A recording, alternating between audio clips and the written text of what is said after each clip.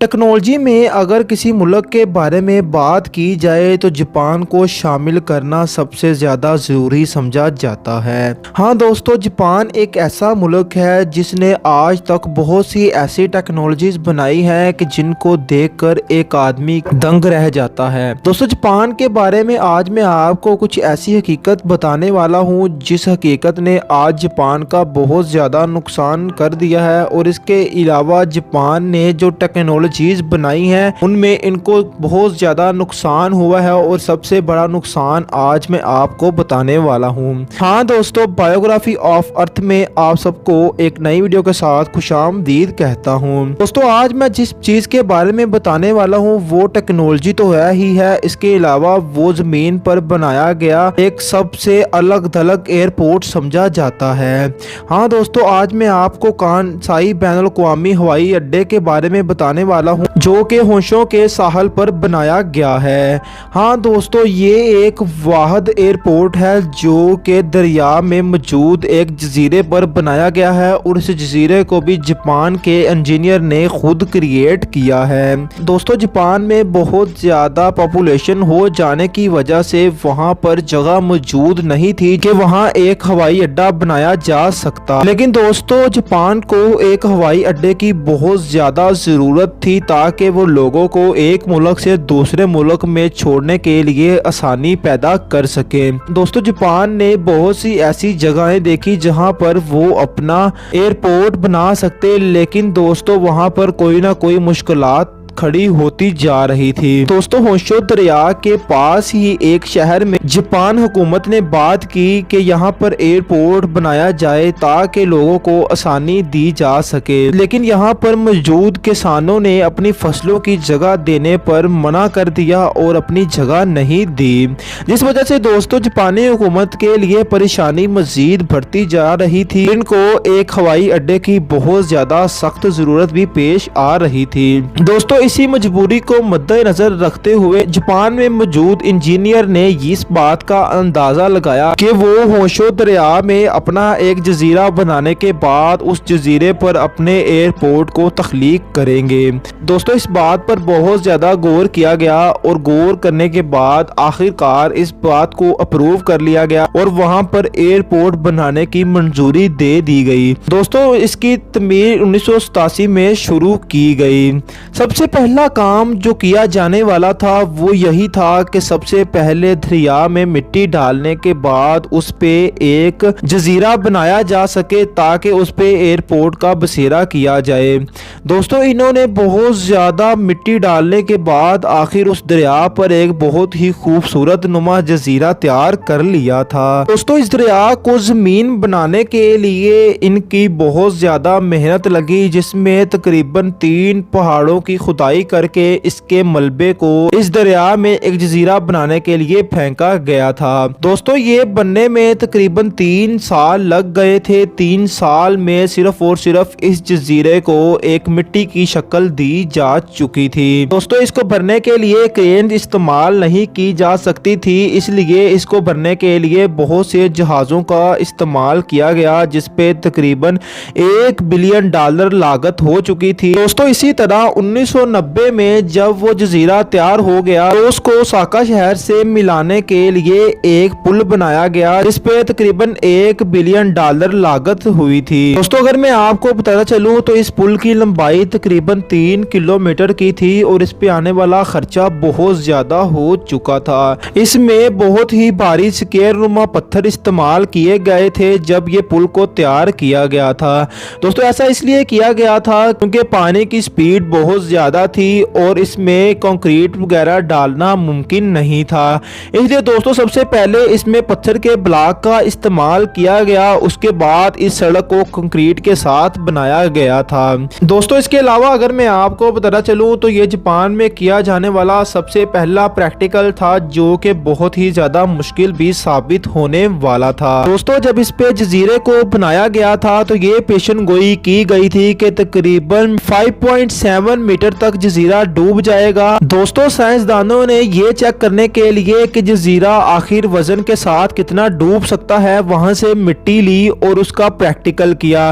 दोस्तों मिट्टी को टेस्ट करने के बाद इन्होंने अंदाजा लगाया कि तकरीबन 5.7 मीटर तक ये जजीरा नीचे डूब जाएगा, क्योंकि वहां पर बहुत सी मशीनरीज ने काम करना था और इसके अलावा उस पर डलने वाला मवाद भी बहुत ज्यादा वजन रखता था। इसके साथ ही जजीरे को कंट्रोल करने के लिए बहुत ही लंबे लंबे ब्लॉक बनाए गए थे जो कि जजीरे के अंदर ट्रांसफर किए गए थे। हाँ दोस्तों ये सिर्फ और सिर्फ इसलिए बनाए गए थे कि ये जजीरे की पकड़ को मजबूत कर सके और जजीरा यहाँ से कहीं और ना टपक जाए। दोस्तों आखिर बहुत ज्यादा खर्च करने के बाद कानसाई एयरपोर्ट इन्होंने बना तो लिया, लेकिन वो इनके लिए बहुत महंगा साबित हुआ। दोस्तों हुआ यूं कि साइंसदानों का ख्याल था कि जजीरा सिर्फ और सिर्फ 5.7 मीटर तक ही नीचे धसेगा, लेकिन दोस्तों ऐसा कुछ ना हो सका, क्योंकि दोस्तों इनकी टेस्ट की हुई मिट्टी तो बहुत ज्यादा नरम थी और इनके नीचे इससे भी ज्यादा नरम मिट्टी मौजूद थी। ऐसे ही दोस्तों इस पर वजन डाला गया तो तकरीबन एक साल में ही वो 5.7 की बजाय 8.2 मीटर तक डूब गया था, क्योंकि दोस्तों इस पे डलने वाला मवाद बहुत ज्यादा भारी था और नीचे पानी और मिट्टी की पकड़ भी इतनी ज्यादा मजबूत नहीं थी। दोस्तों 20 साल की मंसूबाबंदी, 3 साल की तमीर और कई अरब डॉलर की सरमायाकारी के बाद ये मंसूबा जदीद तरीक का सबसे महंगा सिविल वर्क्स प्रोजेक्ट बन गया था।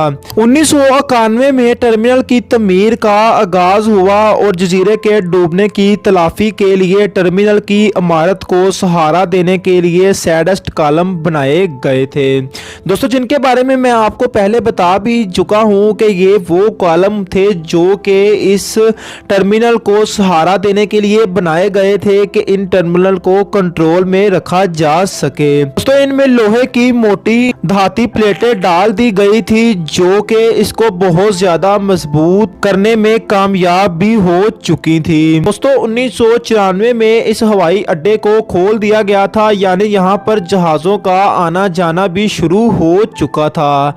दोस्तों इस हवाई अड्डे पर आने वाली सबसे बड़ी मुसीबत ही 1995 में आ पहुंची। दोस्तों जब 17 जनवरी 1995 को जापान में बहुत बड़ा जलजला आया था, तब ही इस हवाई अड्डे का बुरा वक्त शुरू हो चुका था। दोस्तों जब ये एयरपोर्ट जलजले की वजह से अपनी जगह से दूसरी जगह हिला तो दोस्तों मिट्टी ने अपना बैलेंस खो दिया था, जिसकी वजह से दोस्तों इस एयरपोर्ट को बहुत ज्यादा नुकसान हुआ और ये और ज्यादा अंदर धंसने के लिए तैयार हो चुका था। लेकिन दोस्तों इस हवाई अड्डे ने बहुत ज्यादा मुसीबतें झेली और इसके अलावा 1998 में हवाई अड्डा 200 किलोमीटर फी घंटा की रफ्तार से चलने वाले तूफान से भी बच गया था। दोस्तों इस तूफान में इस हवाई अड्डे में बहुत ज्यादा पानी जमा हो गया, क्योंकि ये तूफान बहुत ज्यादा था और इसलिए इस हवाई अड्डे को टेम्परेरी तौर पर बंद करना पड़ा था। दोस्तों 19 अप्रैल 2001 को हवाई अड्डा इन 10 ढांचों में से एक था जिसे American Society of Civil Engineering ने civil engineering monument of the million award दिया था।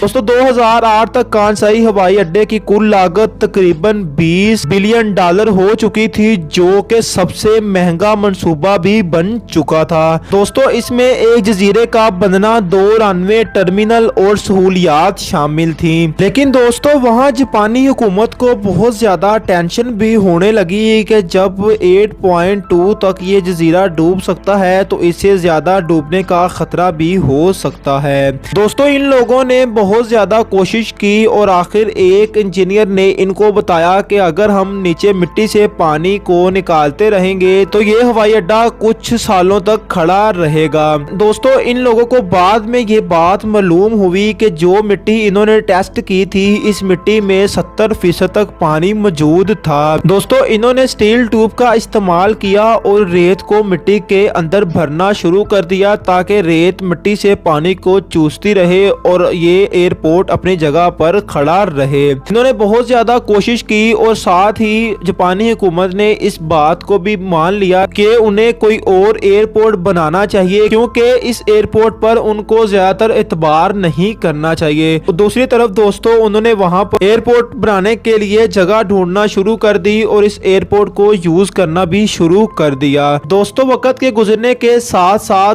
2008 में ये हवाई अड्डा तकरीबन 11.5 मीटर तक नीचे धंस चुका है और इससे डूबने का खदशा भी बहुत ज्यादा बढ़ चुका है, क्योंकि दरिया का पानी अपना लेवल इंक्रीज कर रहा है, जिसकी वजह से ये जल्द अज जल्द डूब जाएगा। तो आज के दिनों में इस हवाई अड्डे को बंद कर दिया जा चुका है, क्योंकि ये हवाई अड्डा तकरीबन 12 मीटर तक डूब चुका है, जबकि इसके डूबने की जो आखिरी लिमिट बताई गई थी वो तकरीबन 5.7 मीटर थी, और अगर हम देखें तो ये बहुत ज्यादा नीचे डूब चुका है। तो जापान हुकूमत को होने वाला सबसे बड़ा नुकसान ये समझा जाता है, क्योंकि इस पे तकरीबन 20 मिलियन डॉलर का खदशा हुआ है। लेकिन दोस्तों मानने वाली बात यह है कि दरिया में एक जजीरा बनाने के बाद उस पे एयरपोर्ट भी बनाया जाए, वो सिर्फ और सिर्फ जापान ही कर चुका है। दोस्तों मुझे उम्मीद है कि आपको ये वीडियो बहुत ज्यादा पसंद आई होगी। मिलेंगे ऐसी ही शानदार वीडियो में, उस टाइम के लिए अल्लाह हाफिज।